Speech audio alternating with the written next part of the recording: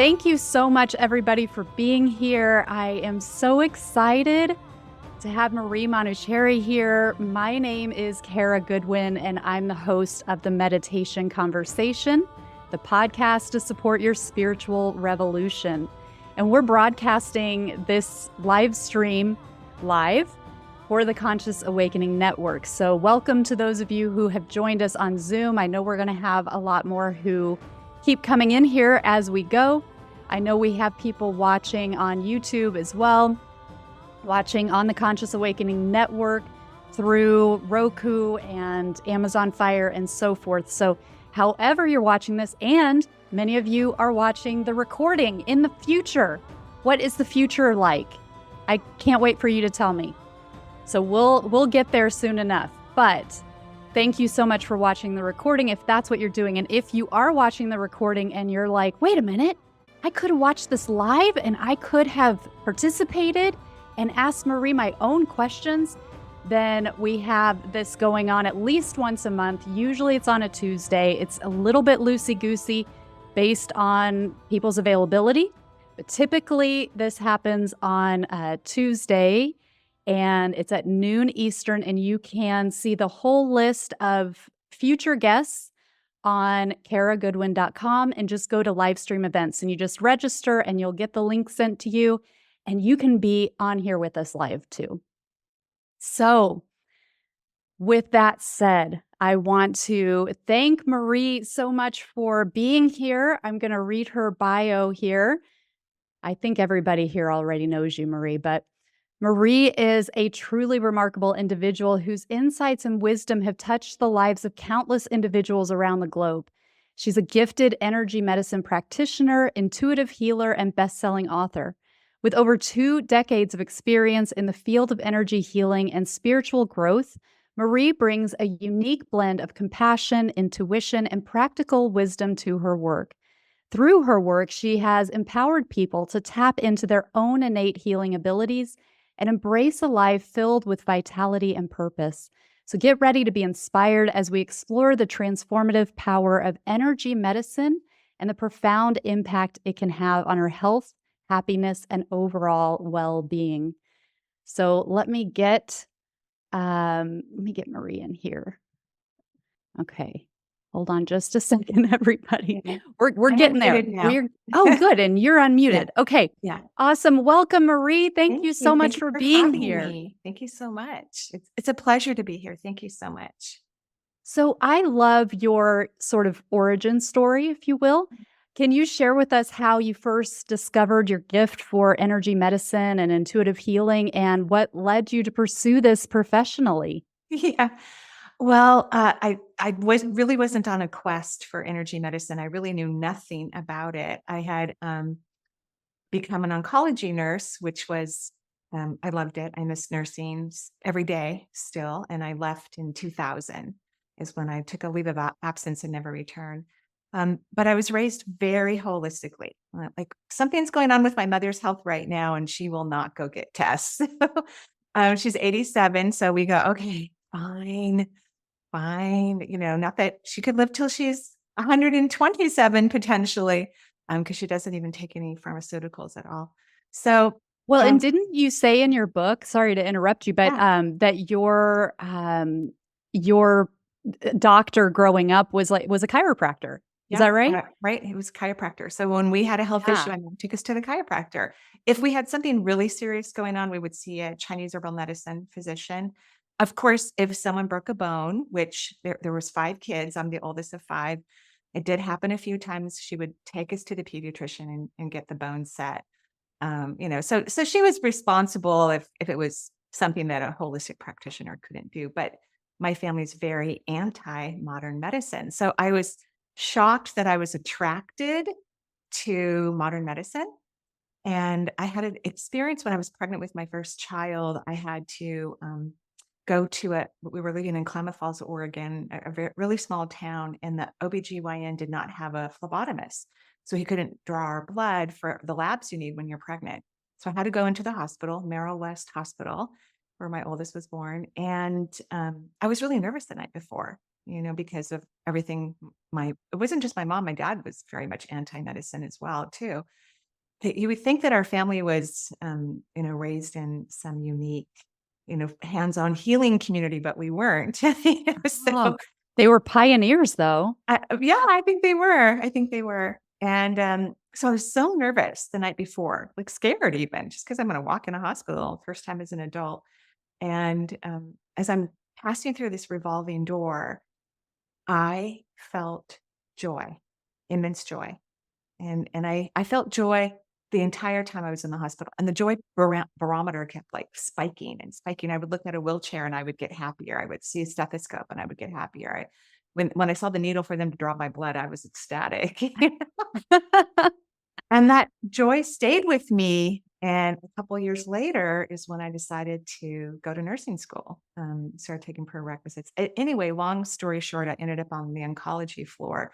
It wasn't a choice. I had had some tachycardia. I used to work 3 12s, and at that time, I had 3 kids, and so I would work graveyard, come home, take the kids to school, go to bed, sleep maybe 6 hours, Oh, go pick bless them your up, heart. make dinner. And so I didn't tell anybody in the hospital that I was having tachycardia. I finally pulled over after months and months, which is a racing heart for those I who was don't. gonna say, I don't know what that is. Okay. Yeah, it's a racing heart. So my pulse would be like off charts. I could feel my heart racing. I knew it wasn't healthy. And I finally pulled one of the cardiologists aside who was, doing some, our patients were so ill on the floor. I worked in-house oncology that we would have all kinds of docs on our floor because, so many things were going on with them. And I told him what was happening to me. And he immediately put a harness on me and studied my heart for like a week, and I had an echocardiogram, and everything was normal because it's your biorhythms. You have to get off night shift, you have to go to day shift. Oh. And the only day shift available was the oncology floor, which I loved. So while working on the oncology floor, I began to have psychic experiences, and I wasn't shy to them. They were not what I would say unfamiliar to me. I had had some psychic experiences off and on in my lifetime, but nothing that stayed every day. Like I'd have some cool experience when I was a teenager. A fellow teenager in the housing community I lived in. We lived in apartments mostly when I was growing up, and had drowned in a bathtub. Wow. And when they were bringing her body out of the apartment complex, I had a really cool spiritual experience. I had this really cool encounter, which I didn't have words or language for it at the time. But reflecting back, um, I I spoke to her and talked to her, and she was very happy that she Oh, had left her body. She had had some delayed educational issues, and she was lovely and adorable and sweet and fun and playful, but she was ready to go. So I hadn't had consistent psychic experiences, but the oncology floor is what opened me up. And I began to hear my patients' body parts speaking to me as I would be at their bedside, as I was changing IV fluids or addressing. It's like I would have, and I'm very clairvoyant, which I, of course, didn't know that or even the language for it. It was almost like I had X-ray vision, and I would look through the blanket as I'm standing there and go directly into an organ that would start to tell me what was going on with it. Not just the medications we were giving them, because obviously in oncology, we give a lot of very strong medications to patients, but the emotional component behind the reason why they had gotten the illness in the first place and what was still preventing them from healing, and regardless of the medication, because some people, it doesn't matter what you give them, holistically or modern medicine wise, it's challenging for their body to heal until we release the emotional components or become more conscious in our elevation about what's really going on. So I was blessed. I went to my nurse supervisor after a while because I was the charge nurse most days that I worked. And I was worried that I wouldn't call the code team if somebody started to crash. And I had a personal rule that nobody coded on my watch, which means I had to watch all the patients very carefully. And if anybody got close to coding, I would have them transferred to the ICU or negotiate if they were really ill, a change in code status. So I had my own personal rule And yet I was hearing, seeing, and feeling psychically a lot of things. And I was afraid it was going to distract me. So I went to my nurse supervisor because I have a lot of integrity. I'm a very honest person. And I told her what was happening to me. And I thought for sure she was going to order a psych eval and suspend me because I would have done that, I think, and if somebody come to me. But it turned out her name's Lois Williams. She may be retired by now, but the last time I chatted with her, I interviewed her on my old radio show that I used to have, and we grew up very similarly. We had parents that were very spiritual and holistic, and she understood what I was going through, and she told me that I needed to lay my hands on our patients, that I was seeing energy. So I was shocked, and a few days later, because I was really nervous. It's so funny. I touched hundreds of patients at that time, hundreds. I'd been a nurse for 8 years by then. And of course, I'm touching them for pedal pulses and I'm doing nursing activities. I'm auscultating their lungs. But the idea of being with someone with intention and laying hands on them made me nervous. So I picked a patient that wasn't an onc patient, was an oncology patient. It was an overflow from the surgical unit. And the hospital wasn't able to discharge her. Her doctor wasn't, because she had pain, even though she'd been in the hospital, for a week post-surgical. She just couldn't go home. And so I knocked on her door, shut the door really tight behind me, because I didn't even know what I was going to do, and I did that for a while. After this one experience, I touched hundreds of patients in the hospital. I'm a self-taught healer, and I learned through all the people I touched. So I touched the door, I shut the door really tightly, and I asked her if I could lay hands on her, and she said yes. I didn't know what was going to happen or what I was going to do, and I laid hands on her, closed my eyes. In the beginning of my intuitive work, I worked with my eyes closed. I could close out the third dimensional space and allow the psychic phenomenon to occur. And I saw these orbs light up in her body right away. And I'd not studied the chakras. I had read things like Seth Speaks and maybe more channeled material, perhaps. I'm very attracted to old spiritualists like John Randolph Price. I'm attracted to those type of spiritualist teachers. So I saw all these orbs light up in her body, which were the chakras, and they began to speak to me. I could hear this high pitched, like harp music. Oh, And wow. the body told me why she couldn't go home, that she had had a hysterectomy, although she was in menopause or postmenopausal. She loved raising her family and having children. And so she was in this grief, because even though she wasn't going to have more children, now it was final, that she didn't have the organs to support that. And I believe I spoke to her about it. I can't honestly remember. It was like over 25 years ago when this occurred. But I opened up my eyes for a moment because I was crying. I had these tears coming down my face of pure joy. And when I opened up my eyes, she was crying too. And so I did that for about 30 minutes and thanked her, and drove when I got off work to a bookstore and bought the book, The Hands of Light, where I could see what I was visualizing, which was the chakra system. And I was very fortunate. I was really supported in the hospital. There were times 3 physicians ordered me to lay hands on their patients because their pain would go away. They would relax, they would be more comfortable. And sometimes I would be busy. A doctor would say, "Could you go in there and do that thing?" And of course, medicine is not oblivious to healing with hands. Healing touch, which is a nursing form of natural healing, is active in hospitals across the United States. It's not an unfamiliar thing, although maybe most physicians don't completely understand it or didn't when I was a nurse. And I would say, I'm too busy. Charge nurses have pagers all along their waist, and you're running around crazy. And so they go, "Okay, well, I'm writing an order," one physician wrote, "for therapeutic touch." And I said, "Okay." And then, of course, I have to follow their orders. And then people just started showing up at my house unannounced. And I didn't have equipment, like I didn't have a massage table. So they would lay on the couch and I would kneel on the floor and lay hands on them. And then I finally took a weekend Reiki workshop, which is exactly the way I teach it, and was attuned to all levels. Because I think a lot of humans already have Reiki energy inside of them. It's a very old form of healing. It's very powerful, I think. And, um, and then I started a practice, and yeah, that's how it kind of Wow. started. That's amazing. Um, I do want to let everybody know, because I imagine you're chomping at the bit. We will open up for questions the last 15 to 20 minutes. So just look forward to that. I loved your book, Intuitive Self Healing. And in that, you start by talking about these triangles that you were seeing everywhere. And I wonder how that plays into your origin story. Yeah. Can you talk about that?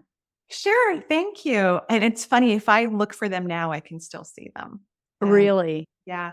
So at the time I was married, and my then husband was oblivious to what was happening to me. I really didn't tell anyone except for at work. And I started taking this meditation course, which I think really helped me open up. I mean, I know it did. That's really what spurred me.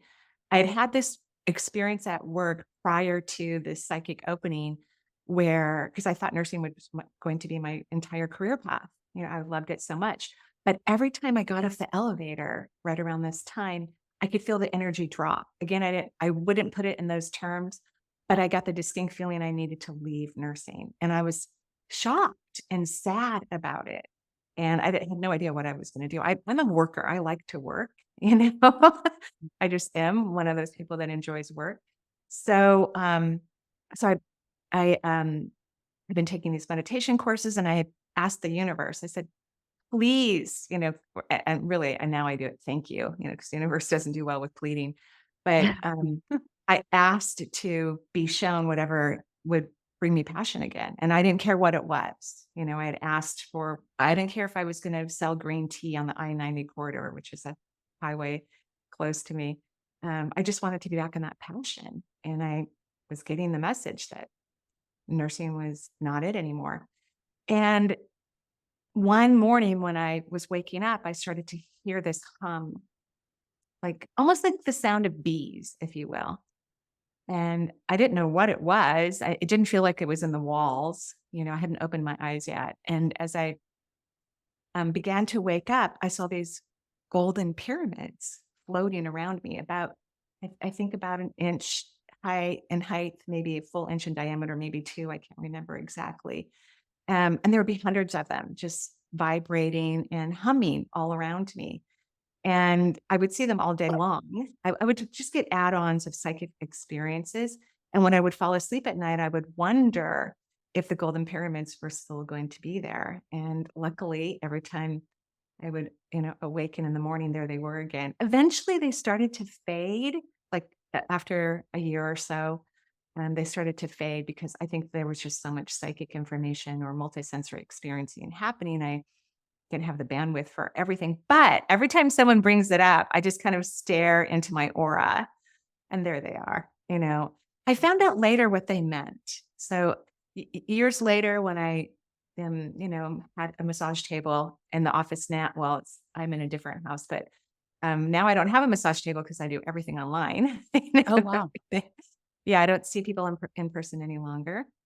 But I've always had clients around the world, so I've always seen people via phone or Zoom, my entire career as well. Um, but I was cradling someone's head, and started to see pyramids. And the universe spoke to me that this person had had a mystery school experience in a previous lifetime where they were psychic as a child. And what used to happen in that region of the world, which maybe was Persia at that time, if a child was born with any signs of psychic ability, um, it would eventually leave the village and go to where psychic teachers lived, and they lived in pyramids, because the children had to be safeguarded, because they could have been used for nefarious activities, which I'm sure they were anyway. But they would then, these teachers would, travel to whatever village had reported that there was a child with potential psychic ability, and they would go, talk to the parents. The child could be two by then, because who knows how long they traveled. And if they thought the child had enough psychic ability, they would ask the parents if the child could come live with them, so that the child would have to leave the family permanently. Oh, And the kids would sleep during the day and learn and play at night.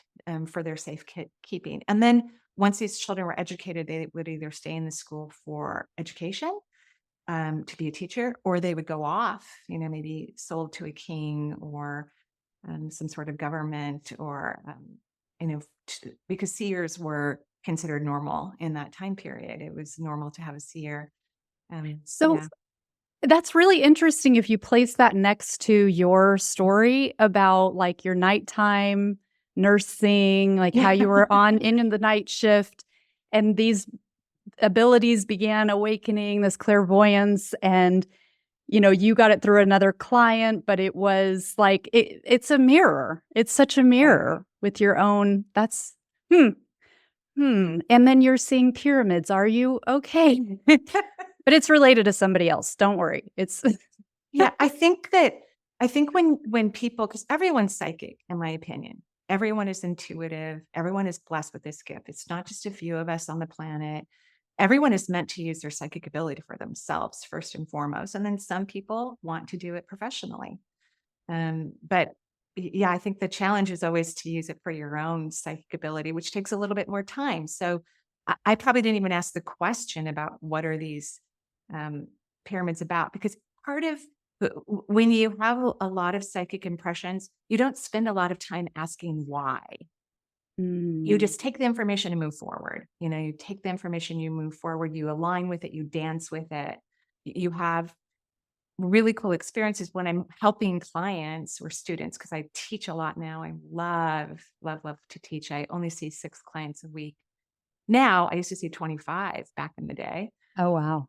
Yeah, and I've always had a very booked out calendar, regardless of how many I see, which is a challenge. Obviously, I don't have to take care of that. I have an assistant who takes care of those things for me. Um, but our psychic ability is normal, and that's what the human race is evolving towards, is recognizing that we are multisensory beings. We are beings of light. We're having this incredible human experience, and we can bring all the light we want to this experience and allow ourselves to enjoy the realities that we're perceiving and change our perceptions about them as well, while we heal ourselves, grow into our magnificence, and do something fun and interesting and incredible here in a physical reality. Because that's what we're really meant to do, is to have fun here and to have a lot of joy and not get caught up in mental thinking. That's really the challenge of the human race, is to stop thinking, just Mm. stop it.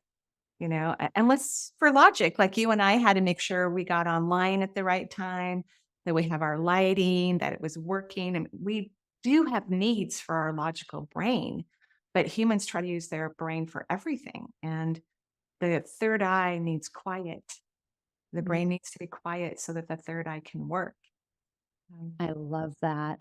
Well, and that comes back to your book, Intuitive Self-Healing, because that's the premise of it. You go through each chakra and you explain what it's for and the emotional elements to it. And you're very clear in the book that the physical, and you've talked about it at the beginning of this too, where the physical manifestation of disease has an emotional component, and that is really what's going to drive the healing. And you have some amazing stories in there of clients that you've worked with. One of the things that I found the whole book fascinating, and I also want to mention, if anybody hasn't read this book, I found it really activating as well. Like, as I was reading it, and Lori's nodding her head, I think maybe she's read it too and had this experience, but it's so, like, you read it and it's written beautifully, and it's like there's very powerful intellectual information, but there's something else that's coming through with it. And so it is activating, and in a really beautiful way. So I highly recommend that, if this kind of topic is your jam, you will do well to read this book. Another interesting thing that I learned from this book is how you see the chakras. So talking about the pyramids, I have always thought about the chakras as like a sphere, Mhm. and you talk about it like, 2 inverted pyramids, or Oh, basically, yeah, right. um, Yeah. and I don't know if that is like a torus for you, but would you like to talk about that a little bit? Yeah. So the chakras are spheres. And when I first witnessed them, that's how they, lit up in the body. But once I dive into them, they turn into cones. Mhm. And it kind of makes sense because they receive and transmute energy, right? And they spin. And so the tip is deep within inside the body. And then several chakras have an extension. So a lot of the chakras, like the heart chakra in particular, the whole vortex is in the physical form. It kind of spreads out wide. Like your audience are old souls or older soul types. Um, and so their heart chakras are huge. It fills their entire chest cavity. That's one of the signs of older souls because they spend so many centuries learning compassion for others. And it creates a beautiful, huge heart chakra for them. A little bit lighter than the color of my shirt. It is an emerald green, but it's, so iridescent. But yet the crown chakra on top of the head can extend thousands of miles, outside of the Earth's atmosphere, like channelers can have huge, enormous crown chakras because especially someone like Esther Hicks, who is an unconscious channeler, like she is not aware of her conversations when she's channeling um, Abraham, which is a Yeah. group of entities, not even just one, it's a group of entities, or Pat Rodegard, who's now passed, and she channeled Emmanuel. I love her series of books. They're just phenomenal. So the root chakra extends about a foot outside of the body. So the tip is deep within the pelvic floor, and then it extends about a foot. And all chakras spin in a clockwise direction if you were standing outside of your body and looking at the vortexes and Okay. there's the back portion through for 2 and 6. So that's just how I experience them. But I don't think there's a right or a wrong way to experience energy. I Uh-huh. think we're really in our infancy still. And either my perceptions will change or more people will come on the planet that have different perceptions where people will wake up to, unique experiences. Just like for a long time in my career, one of the things I would do, but almost naturally, is to help release stagnation, and this is something we still teach in energy. But that's not how I feel about it now at all. I feel like, no, my job is just to infuse bright light. The stagnation will naturally leave if it needs to, or will it transmute? I don't have to focus on stagnation or low vibrational frequencies at all. My job is just to stay in the high frequency and the high vibration and allow that to move into my body and into those that I touch or teach or communicate with. But that was the kindest compliment that the book had a frequency that you felt affected you. I think that's the kindest compliment ever. Oh, well, thank you. It's absolutely true. So I'm glad that it also was kind. That's the best. Um, Another thing that I've learned or that I know was resonating throughout your book was the mind body spirit connection. And we talked a little bit about this, the emotional element of disease. Mhm. But I'd love for you to take a moment to just talk about how you see that because it can be difficult when we're having physical issues to see how the whole entirety of our being is contributing to that. So, what's Right. been your experience with that? So many experiences, mostly that people are in denial about the emotional aspect. Like if we're going to talk about a root chakra disease, let's say, or health issue, like it doesn't have to be even diagnosed. I mean, probably the hugest population, although I've seen every disease on the planet, every age group, women pregnant, old, young, I've seen it all, I think. Um, and so a large percentage of people that also see healers have autoimmune issues, right? Like tons of autoimmune issues. And modern medicine doesn't know how to positively affect that. There are some people that actually do well with having their immune system repressed because that's how modern medicine Oh, okay. approaches the immune system. That's how they kind of approach even things like cancer. They repress the immune system by killing the cancer, at least that's their hope, the cells, but then a lot of other things are killed in the process too, right? So some people actually do recover that way. And that's why I'm open to, I don't care how someone heals. It doesn't matter to me. I don't really care. I just want them to heal, whatever that means for them. But let's say, for example, someone has an autoimmune disease, and then I'll use the root chakra definition. So the third chakra governs the immune system, all of it, which includes hormones, lymphatic movement. My dog's in here. That's the tail you're seeing. That's Charles. Um, Hi, Charles. and it governs the liver, pancreas, gallbladder, spleen, stomach, small intestines. And the emotional component, which that's the most important part of energy medicine, is the emotional component, is self-love. And most humans loathe themselves. I mean, this is the reality. And most people argue with me on this topic to a little bit. Most people are very gracious and kind. And, I have wonderful people that I've worked with for years and years. But a lot of people don't want to admit to the fact that they don't like themselves, let alone that they don't love themselves.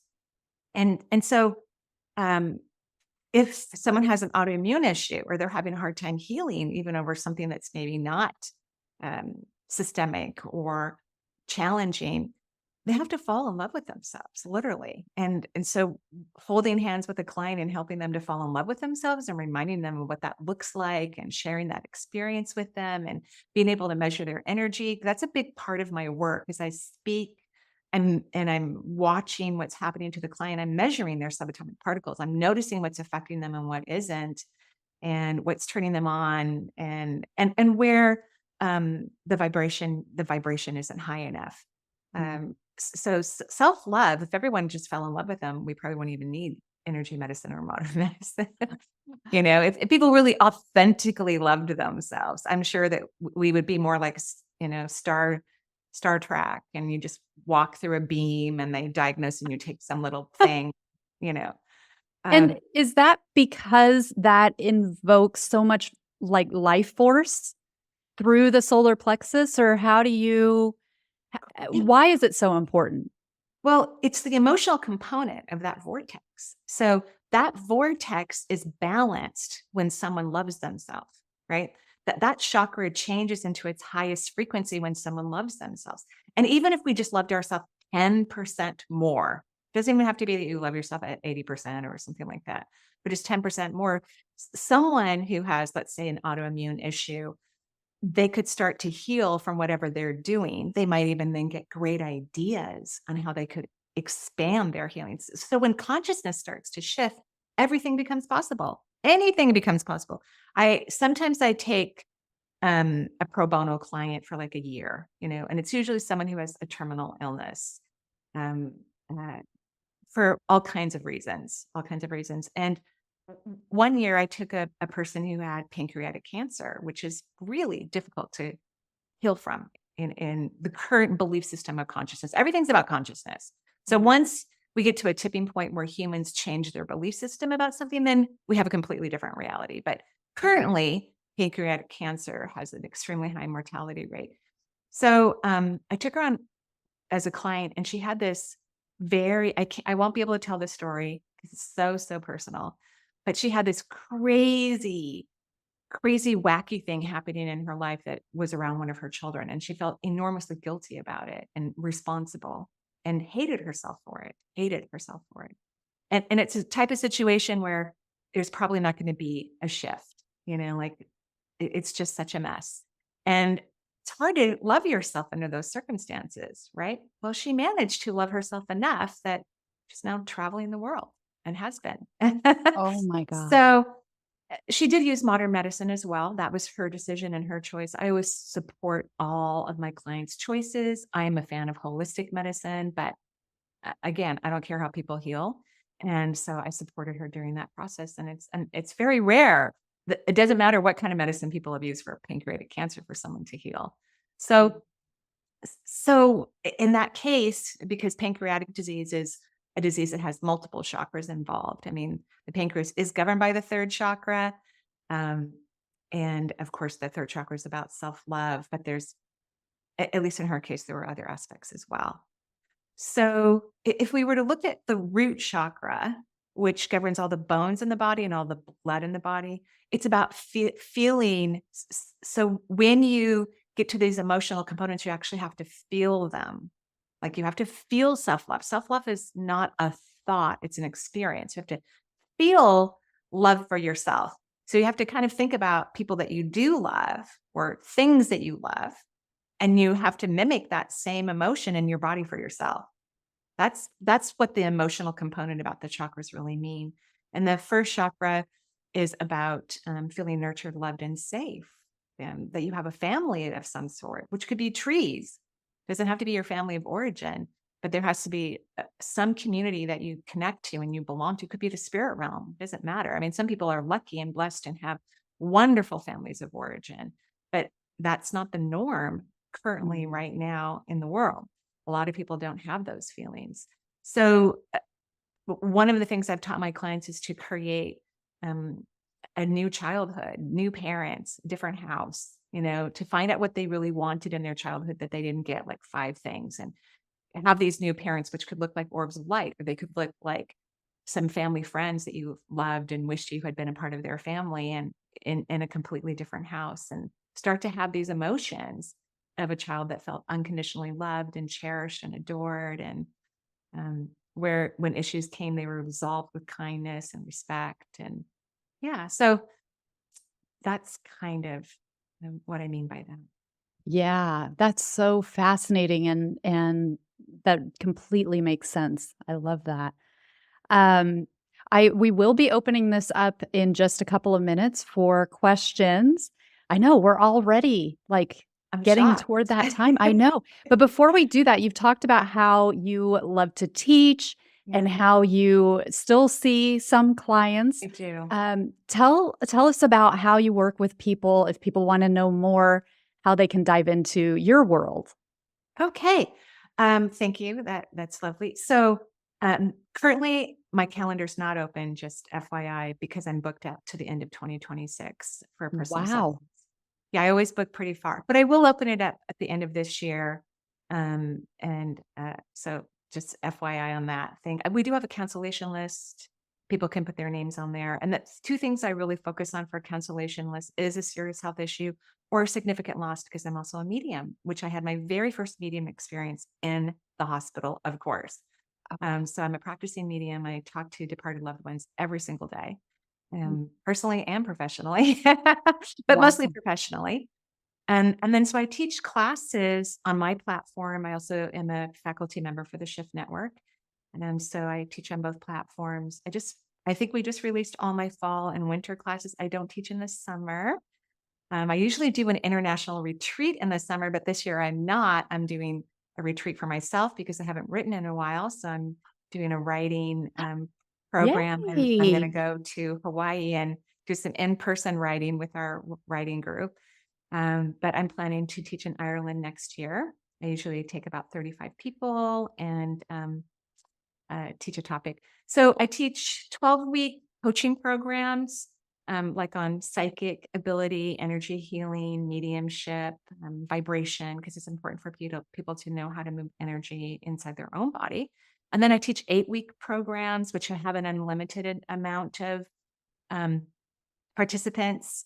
I just finished one on vibration. Well, actually, I haven't finished it quite yet. And I have a couple more weeks. And then one that I'm doing right now is called The Soul's Journey, and talk about souls and past lives and Wow. Akashic records and, all of these lovely things. And then I will start a 20-week advanced healing course in the Shift Network in October about advanced healing. And so that's coming up. But I teach all the time, love to teach. It is really my new jam to be able Oh, to affect more people at one time and to give them the tools that they need for themselves and to also help people be professional intuitives. I really believe in the field, and it brings me great joy that those who want to work in the field allow themselves to have that experience, whatever it is, because whatever we do in the world professionally or even as a hobby, it needs to bring us joy first. You know, mm, like I don't do energy work. My primary reason for doing it is not to help others. This is makes people uncomfortable sometimes when I say that, but I actually do it because it brings me so much joy. And mm, and when you do things that bring you authentic personal joy, it is helpful for humanity, especially older soul types, because they're in this higher frequency. Old souls come to earth to learn self-compassion. mm, And because they already know how to be compassionate for others, it's really not important for them to waste more time learning compassion. They really have to learn self-compassion. And then we can use our energy for, compassion or healing or insight or whatever it is that we want to do on the planet. But we need to be very kind and loving to ourselves first and foremost. mm. I At least love that's what that. I think. Yeah. Yes. I agree. And you've got some amazing offerings coming up. So that's really exciting. I do want to open it up. So if you want to raise your hand, you are welcome to. You just go to, I think there's a react button and then there's a raise hand function. And I do want to, Patty has joined us from Australia. He woke up in the middle of the night. Thank you Aw. so much. I know Almira's here from Iran.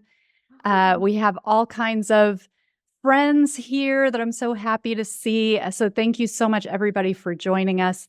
Let's see, Anita. Let me see if I can unmute you here. There you go. I got Oh, it. and also before you start, for everybody, try to keep your questions succinct so that we can keep moving, please. And brief, because I'm super psychic. So I don't need a ton of backstory. Okay. Thank you. Go ahead, Okay. Anita. I would go. All right. I'm actually in your Monday night class. I was Oh, there last thank night. It was you. wonderful. Oh, thank Anyway, you so much. Thank you. and I'm trying to do the things that you are suggesting, all of the, Yeah. and I'm actually an oncology nurse and I work the night shift. Oh my gosh. Okay. So I have been trying to lay hands on people Mhm. and I'm working on it. And I really do feel synchronicities everywhere, like finding out about this morning. Yeah. And but the problem I'm having with, and it affects loving myself, is that so many of my family and friends have so much difficulty going on. And I don't know what to do or how to be happy when they're suffering. And so I just wanted suggestions on that. And I'm working on everything and it's progressing and it's wonderful. Right. So you're going to have to stay in your own lane, literally. And some healers are meant to heal their family. I've only met one, honestly. So luckily my kids are all really aware and conscious that they don't need a lot of help from me, thank God, because I'm supposed to help heal the general public. And so are you. So you've got to stop trying to heal your family because they don't even listen to you. They love you very much, but they don't listen to you. They don't really care what you say. They don't take your advice seriously. They never take action in it. So you're wasting your time and your energy trying to help them. So your job is to stay in your own lane, go lay hands on your patients in the hospital in the middle of the night, please. I mean, why not? And allow yourself to have an incredible experience and help those individuals because you did not reincarnate to earth to help your family of origin at all or your children. So you have to fire yourself. You have to literally fire yourself. And so a big part of what helps humanity to evolve is to stop listening to the mind because the mind makes us feel guilty, which is not a real emotion. That's a mind-made emotion. That comes from the ego. Guilt is not truth. It doesn't come from creation or source or God. Creation would never make us feel bad about anything. So a what if question. I'm a fan of what if questions. I think they are more powerful than affirmations, as you know. What if I let go and allow my family to be what they are and allow them to naturally aspire to their own magnificence while I allow my own magnificence to thrive? Okay. That's what I think. So it seems like I'm doing the right thing then. Okay. Yeah, just other you than have that. to, yeah, and stay in your own body because we don't want it's going to lower your vibration if you think about them and their circumstances. And just remind yourself, you've already tried to help them. You've done everything you can, but that's not your role or your job. And this is an old pattern to try to help people that aren't interested in what you have to offer. It's what's keeping you small. Okay. I love that. Thank you, Anita. I wanted to have one more shout out because I forgot to say that my mom is on this webinar and I'm so excited. Hi, Mom. I can't see you actually, but she's never joined one of these before. And she registered and I'm like, oh my God, my mom's here. So I'm so glad you're here, Mom. Okay. And Lori is a dear, dear friend of mine. We have a really strong connection. I'm so glad you're here too. Let me unmute you. No, you're unmuted. I'm unmuted. Go. On it. Hi, Okay. Kara. Awesome. I'm so excited to be here. Hi, Marie. You've been super instrumental in my everything. Like you were one of the first people I found way back in the 2020. But I'm a Reiki master, channeler, healer. I do all that kind of stuff. And I wanted to kind of go back and get your thoughts when you were talking about the like creating your own family, like the family that loved you and this type of stuff. I work a lot with like quantum and that type of stuff with my clients. And I go back and forth to kind of kick around that idea often as far as going back and like, I don't want to say changing an event in time, but because I do believe everything has, created who you are now. So like, Right. but I'm with you. Like I go back and forth a lot of times because I'm like, well, because I've gone back and even healed some situations in my past or whatever, and like given myself that self-love. And so I have felt it, kick up in the now, and you can feel that part of yourself heal. So I always try to be like, I don't say like real careful, but of altering the past so that we don't take away the lesson of what we learned for what it brought us in the Yeah, you now. can't do that. You can't, Yeah. like, so you have to let go of that. Mhm. You are so careful. And I think it's a pattern that's holding you small. Okay. Like, and I mean no disrespect when I say that. Yeah, no, You're no. doing a beautiful job expanding your wings and allowing yourself to fly, but Mhm. you're being too careful. The Mhm. world is supposed to be manipulated. People manipulated all the time, Right. positively and negatively, but anything can be healed at any time, and everything's about perception. So there is no true truth. Not really. Mhm. Mhm. And Mhm. humans have no idea what the truth is, for sure. I mean, it's expanded consciousness is the universe even thinks that war is beautiful because it's Mhm. opportunities for conscious growth and expansion, right? Right. So what you're working on in this lifetime, what all of us are working on in this lifetime, are past lives. We're not Mhm. even working on this lifetime. But the issues that show up in this lifetime are reflections of our previous lifetime. And that's why we have to find a way, if it doesn't spontaneously heal and go away, Mhm. or or if there hasn't been a problem caused from it, then that's fine. But when those things have happened, then we need to change the story, the belief system, so that we can have a different experience. It doesn't mean that the outcome doesn't already exist, but we may not allow that reality. If someone doesn't believe they're lovable Mhm. or deserving or worthy, Right. that's going to shut down their receptive ability enormously. And everything is made out of energy. Even acupuncture is made out of energy. Psychic ability is made out of Right. energy. Right. So people can't really absorb or allow that energy to come into their body to transition, whether it's their physical form or something else, without receiving huge amounts of energy. So we have to, in my opinion, right, Mhm.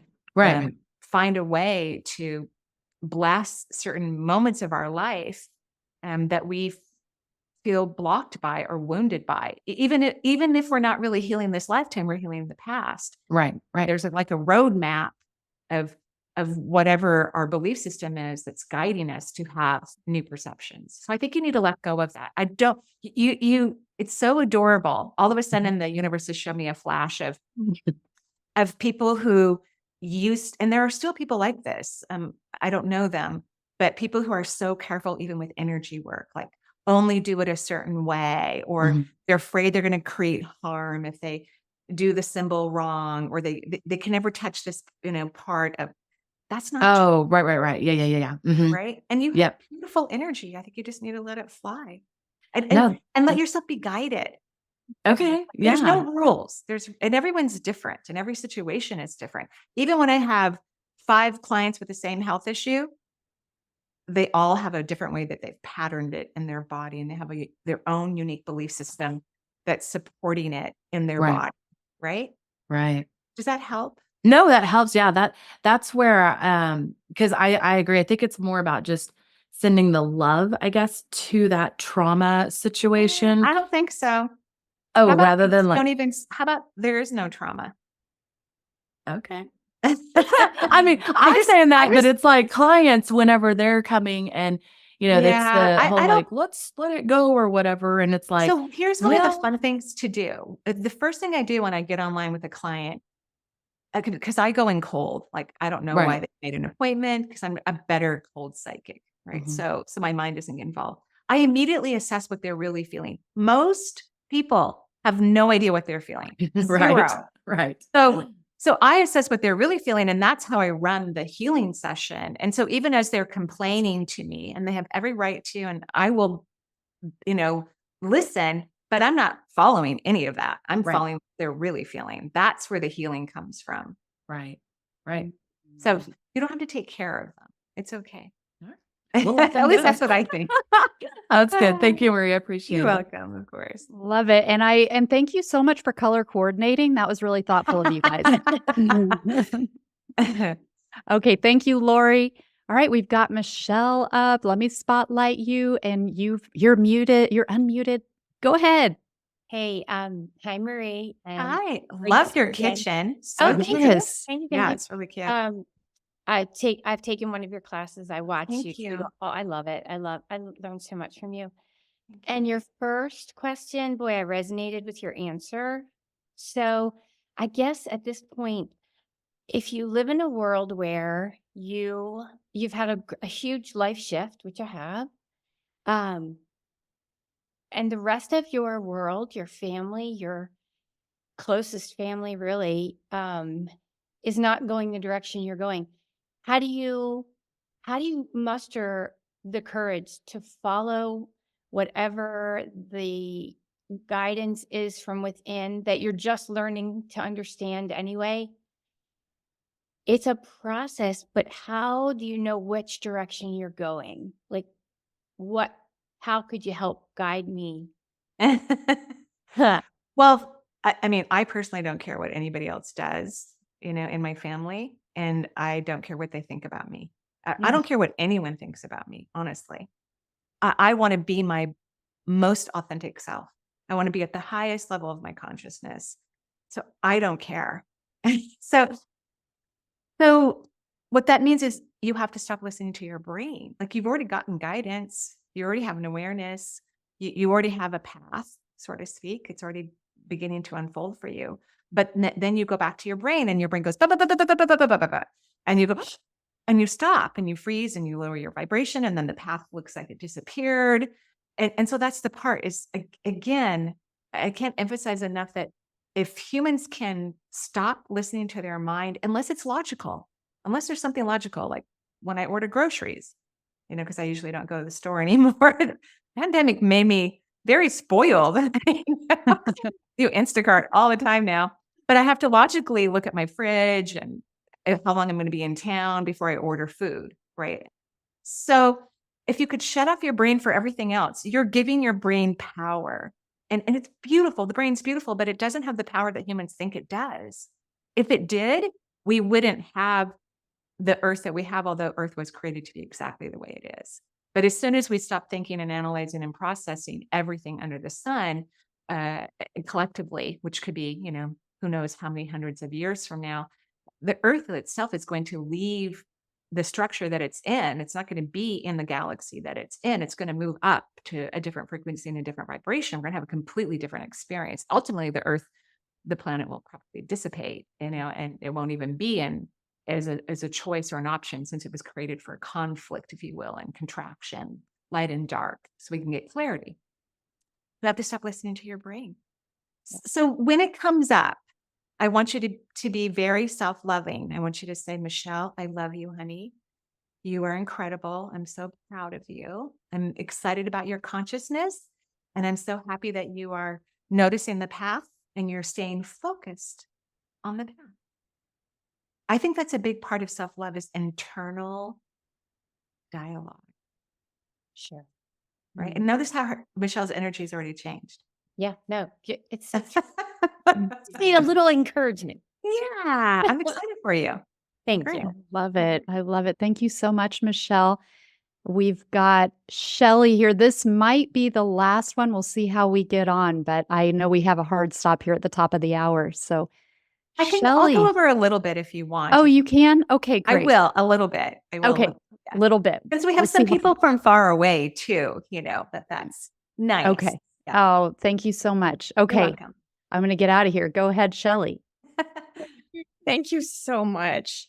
Hi, Marie. I was with you a couple of weeks ago at your Reiki session. So I just learning also about this, and I feel so grateful to have this opportunity. Thank you. Sure. I teach Reiki in person, so I don't teach it online. So people travel to Seattle Oh, or wonderful. or live here, and I take 41 students, once a year. Yes. What can I do for you? Okay, so what I've been kind of getting stuck in is the recreating your childhood. Interesting that this theme is up for our Yeah, conversation, it right? is interesting. Mhm. Is the whole purpose of doing that so you can activate those loving feelings that are not present? Yeah. Be- Yeah. Okay. So here's an example. I grew up in a pretty chaotic childhood. My dad wasn't around. My mom worked 2 jobs typically to take care of us because he didn't pay child support either.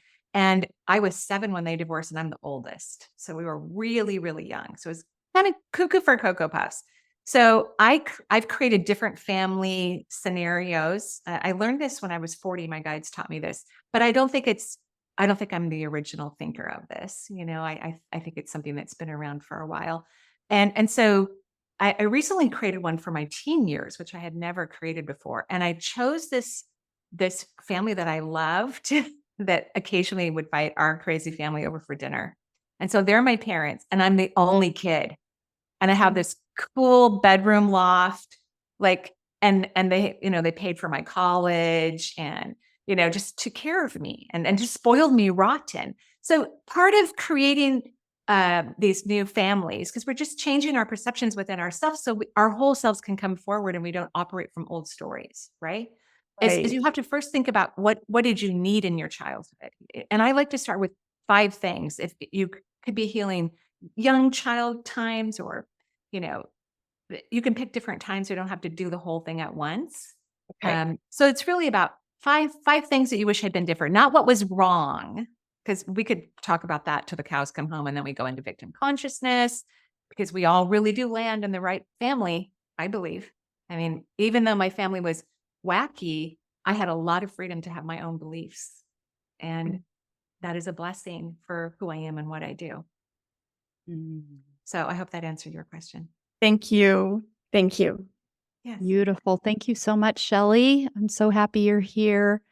All right, we've got Ashley. Here we go. Hello. Hello, Go can ahead. you hear me? Yes. Yes. Well, my question for Marie, actually, my best friend Caitlin just got me on this live. I just lost my grandma 2 weeks ago, and I was wondering if you might have anything to share about my grandma, just a Yeah. quick. Yeah. So even though I'm sorry for your loss. I will tell you, as an intuitive, I have to remind myself to say that, Yeah. because I'm already having fun with your grandma, so okay, you're in human form, because of course I do feel that way, but I'm energetically having a different experience. So she hasn't totally crossed over yet. She's having Okay. so much fun. She's in the astral plane. Your grandma, and she took a little too long to die, in my opinion. And you can disagree with anything I say, but I can tell she had a strong personality and was stubborn, and she would not leave her body. Yeah. So is that true? Yes, that's definitely true. Yeah. Yeah. Yeah. So that's why she hasn't completely crossed yet, because she's having so much fun. She says, as she finally let go, and she's funny. Your grandmother is funny. She goes, "Where People are you? You should have been at my bedside, laying your hands on my feet, so I could have untwined from my chakra system and flown out of my body." She's funny. I love her. She's a hoot. So she's in the astral plane, which is between Earth and the heavens. It's bigger than Earth. It's a huge reality. It's where the Akashic records are, where a lot of psychics sit to do medium work or past life work, or people will walk through that astral plane to talk to a medium who's keeping their energy on Earth or something like that. But she loves it. She says it's kind of chaotic there, but she likes it. So She does love a little bit of chaos. She loves it. She says she's very proud of you. She kind of thinks of you as her daughter, not her granddaughter. It's kind of cool to have adults in your family that see you that way, to have different layers of adults to see you as their child in a way, it's kind of cool. She's kissing you all over your face. She goes, "Don't worry about me." She goes, "I'm fine. I'm having fun." She goes, "Take care of you. Take care of you." And she goes, "Don't take as long as I did, Yeah. to figure out stuff." she goes, You've got it all now. Your package is beautiful. Just let it fly." That's what she says to you. She'll probably cross in the like around Christmas. She tells She me. loves it. She loves Christmas. Oh, okay. Yeah. So she'll cross around Christmas. Yeah. Okay. Awesome. Thank you so much. You're welcome. My pleasure. Oh, that's so beautiful. It got me a little teary there. That's beautiful. Yeah, so cute. Oh my goodness, Marie, this was amazing. So much fun. So much just love and just blessings abounding. It's just beautiful and remarkable. Thank you so much for being here. It's My been pleasure. so much fun. My absolute pleasure. I enjoyed every minute. You are a wonderful host. So thank you for Oh. having me. Thank you so much. And thank you, everybody, for being here. You've been amazing. And I'll see you next time. Thanks so much.